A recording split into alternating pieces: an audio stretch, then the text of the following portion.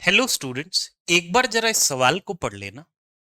सवाल में लिखा हुआ है कि ए बी सी की इनिशियल इन्वेस्टमेंट बराबर है। तीनों एक पार्टनरशिप में एंटर होते हैं और हर महीने के एंड में ए 1,000 रुपए और इन्वेस्ट करता है। हर 2 महीने के एंड में बी 2,000 रुपए और इन्वेस्ट करता है और हर 3 महीने के एंड में सी 3,000 रुपए और इन्वेस्ट करता है। सवाल यह है कि 1 साल बाद प्रॉफिट जो हुआ इस बिजनेस से, उसमें सबसे ज्यादा हिस्सा किसे मिलेगा। अब इस सवाल में क्या करें, क्या लग रहा है? किसी को सबसे ज्यादा हिस्सा मिलेगा या तीनों को बराबर मिलेगा, या कैन नॉट बी डिटरमाइन। सोचो। याद रखना, हमसे ये नहीं पूछा है किस अनुपात में बटेगा, ना ना ना। हमसे ये पूछ रहे हैं कि सबसे ज्यादा प्रॉफिट में हिस्सा किसे मिलेगा।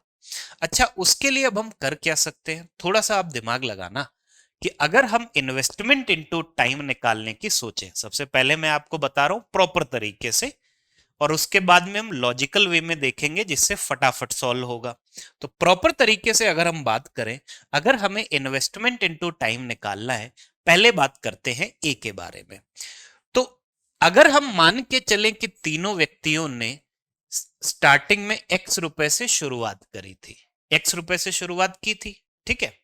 अब हुआ क्या कि ए ने जो एक्स रुपए इन्वेस्ट करे हैं वो तो 12 महीने के लिए हो गए, प्लस 1 महीने बाद जो ए ने 1,000 रुपए इन्वेस्ट करे हैं, ये कितने समय के लिए हो गए? 1 महीने बाद, 1 महीना निकल गया, बचे कितने? 11 महीने।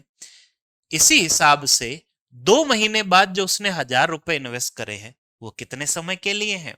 वो हो गए 10 महीने के लिए। और इसी तरह से आप करते जाओ, एंड में आ जाएगा 1,000 × 1। 11 महीने के बाद जो उसने 1,000 रुपए इन्वेस्ट करे, वो केवल 1 महीने के लिए होंगे, राइट। अच्छा, सॉल्व करते हैं हम इसे। तो हम बोलेंगे 12x प्लस 1000 हमने ले लिया कॉमन, हमारे पास आ क्या गया? 11 plus 10 plus 9 and so on, आप इसे प्लस करते जाओ। 3 प्लस 2 प्लस 1, ठीक है ना, यही चीज होगी। अब 1 से लेके 11 तक का सम, फॉर्मूला आपको पता है कि 1 से लेके n नंबर्स तक का जो सम होता है, उसका फॉर्मूला हमारे पास क्या होता है?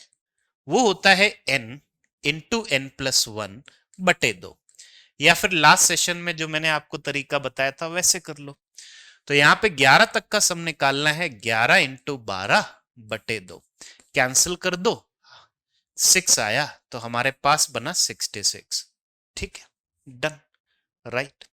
अब इसका मतलब ये हुआ कि अगर हम इनको कंबाइन करके ये बोलेंगे कि ए का इन्वेस्टमेंट इनटू टाइम आया है 12x प्लस 66 इंटू 1000, मतलब 66,000, राइट। अब मैं इस चीज को, रफ वर्क को हटा देता हूं, आगे बढ़ते हैं। अगर इसी तरह से हमें बी का इन्वेस्टमेंट इनटू टाइम निकालना है, तो क्या करेंगे?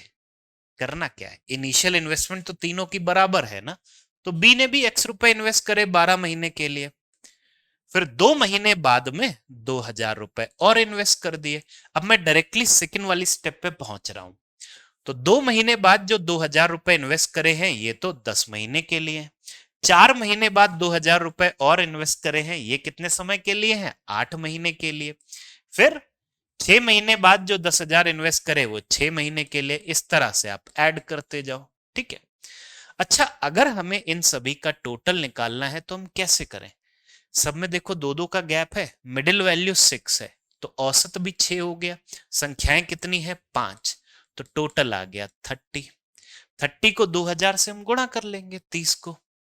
तो हमारे पास आ गया बी का investment into time 12x plus 2,000 को 30 से गुणा किया, वैल्यू आ गई 60,000, राइट। इसी हिसाब से अगर हम बात करें सी की, तो सी के लिए क्या है? फिर से इनिशियल इन्वेस्टमेंट तो बराबर है ना, इसको भी एक्स मान के चल लो। ये 12 महीने के लिए। अब सी के साथ में दिया क्या गया है कि हर 3 महीने के बाद में 3,000 और इन्वेस्ट करता है।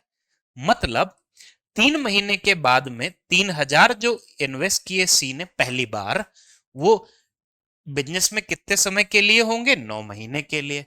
फिर 6 महीने बाद 3,000 और इन्वेस्ट करे, वो 6 महीने के लिए। 9 महीने बाद 3,000 और इन्वेस्ट करे, तो वो 3 महीने के लिए। इनका भी टोटल हम निकाल सकते हैं, मिडिल वैल्यू 6, तीन संख्याएं ऐड कर दो, 6 इंटू 3 18, गुणा कर दो। तो सी के लिए हमारे पास वैल्यू आई कितनी?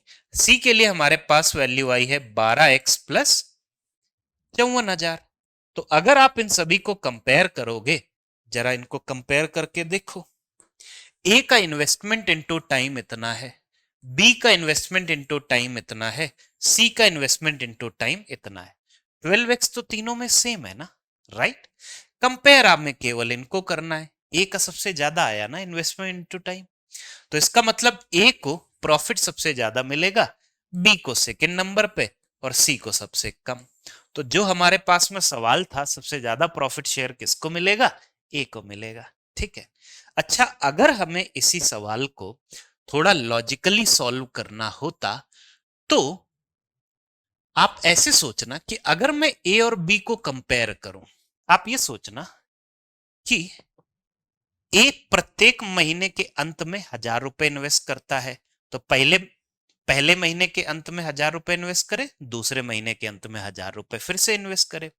तो ए की इन्वेस्टमेंट 2 महीने बाद 2,000 से बढ़ गई, और बी भी 2 महीने बाद 2,000 एक साथ इन्वेस्ट कर रहा है। लेकिन ए के जो पहले 1,000 रुपए हैं, वो तो उसने एक महीने के एंड में ही इन्वेस्ट कर लिए ना।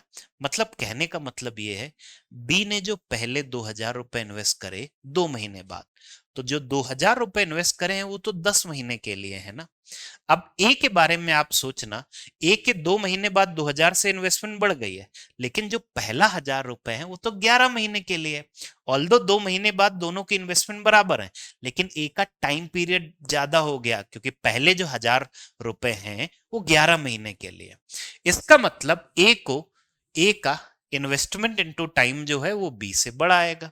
इसी लॉजिक से अगर हम ए और सी को कंपेयर करें, तो 3 महीने बाद एक की इन्वेस्टमेंट 3,000 से बढ़ गई, 1,000 लेकिन जो उसके पहले महीने के बाद में जो 1,000 रुपए वो तो 11 महीने के लिए, दूसरे महीने के बाद जो 1,000 रुपए इसने इन्वेस्ट करे वो 10 महीने के लिए, तीसरे महीने वाले 1,000 रुपए हैं 9 महीने के लिए। जबकि सी ने जब पहली बार 3,000 रुपए इन्वेस्ट करे वो 9 महीने के लिए ही आए। तो एक का टाइम पीरियड फिर से ज्यादा आ रहा है, 11 10 9, और सी का इन पूरे 3,000 का टाइम पीरियड क्या है? केवल 9 महीने। तो ए का टाइम पीरियड फिर से ज्यादा आया, तो इसका मतलब ए का इन्वेस्टमेंट इनटू टाइम इन दोनों से बड़ा है, तो प्रॉफिट भी सबसे ज्यादा किसे मिलेगा? ए को। इस तरह से हम लॉजिकली इस सवाल को सॉल्व कर सकते हैं। Got it? All the best बच्चों।